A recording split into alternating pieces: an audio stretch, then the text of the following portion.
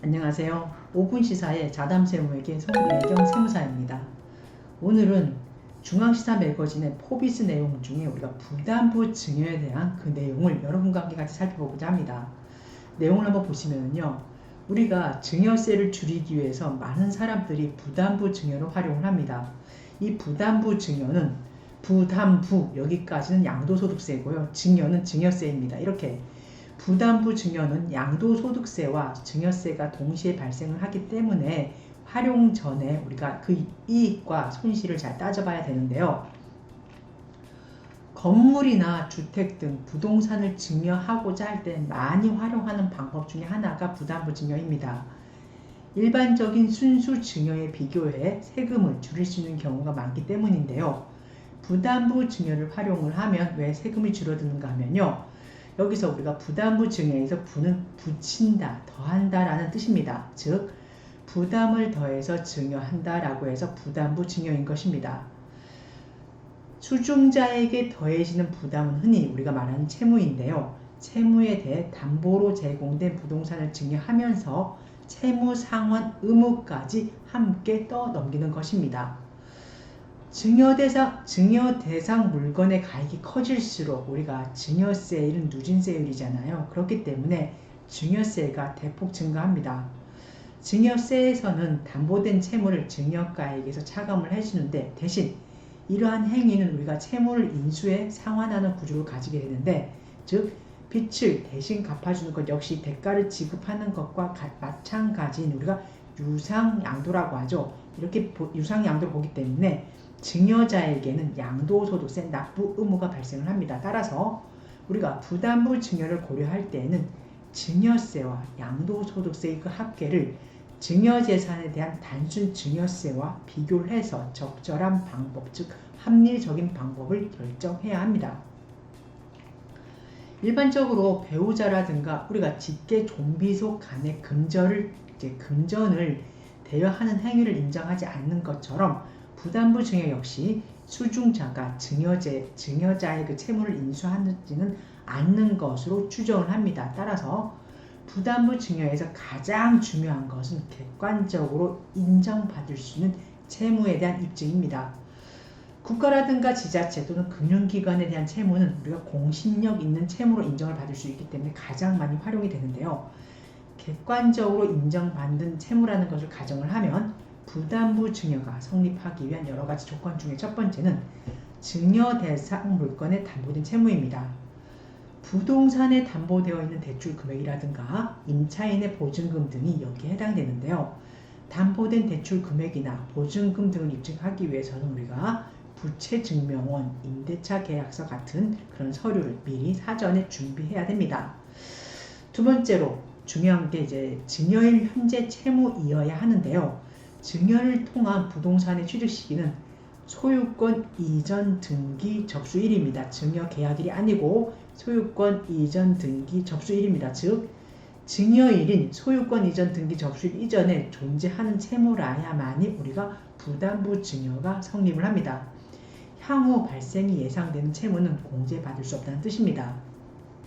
예를 들어 보면 어머니가 소유 및 거주하고 있던 그 주택을 우리가 아들에게 증여하면서 어머니와 아들이 전세 임대차 계약을 체결할 경우 해당 전세 보증금은 부담부 증여에 해당되는 채무로 인정을 받을 수 있을까요? 여러분 잠시 생각을 해보면 증여일 현재 채무라는 그 조건을 충족을 하지 못했기 때문에 이때는 부담부 증여가 성립을 되지 않습니다. 즉 부동산 소유권 이전 등기 접수일 이전에 발생된 채무여야 우리가 부담부 증여가 성립을 하는데 그 이후에 발생을 했잖아요. 그렇기 때문에 우리가 이때에는 증여일 현재 채무가 아니기 때문에 부담부 증여가 성립을 하지 않습니다.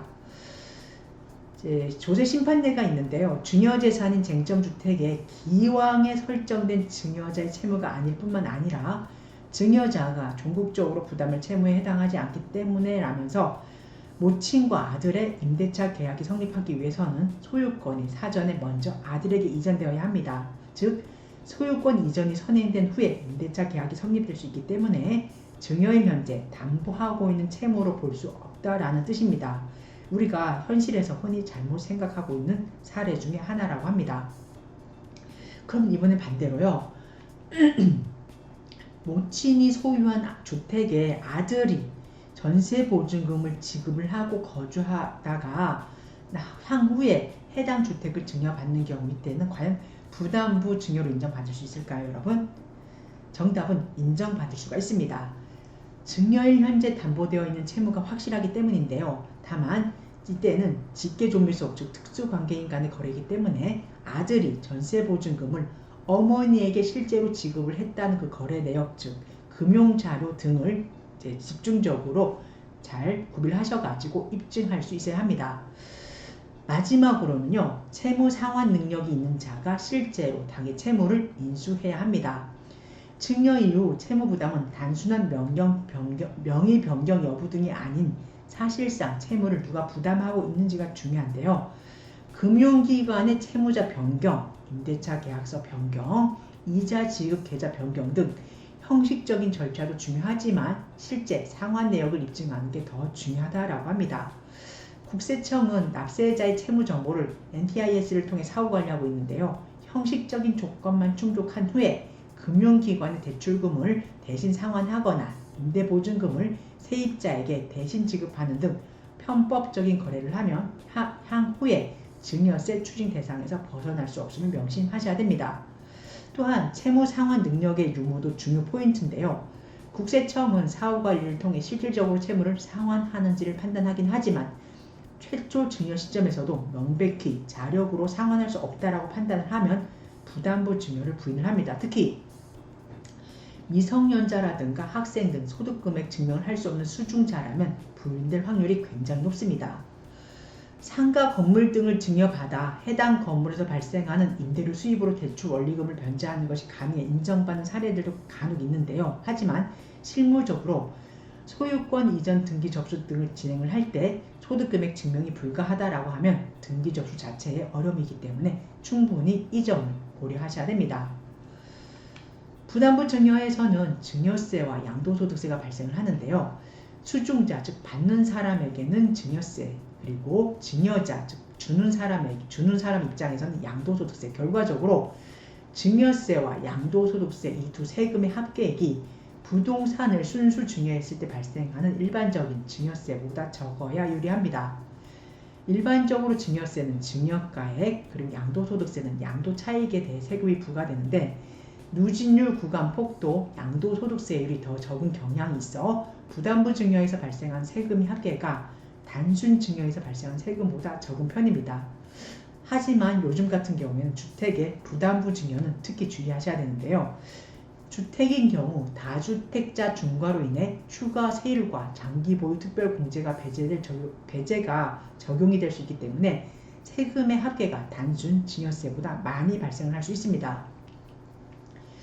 가령 현재 3주택자인 A가 10년 전에 2억 원에 매입한 아파트가 현재 조정대상 지역 내 소재하고 있어 시가 10억 원이고 전세보증금이 7억이라고 가정을 해보겠습니다. 단순 증여하는 경우에는 증여세가 대략 2억 2천만 원 정도이고요. 부담부 증여를 통한 세금은 증여세가 대략 3,900만 원, 양도소득세는 무려 4억 원, 합계 금액은 4억 4천 정도라고 합니다.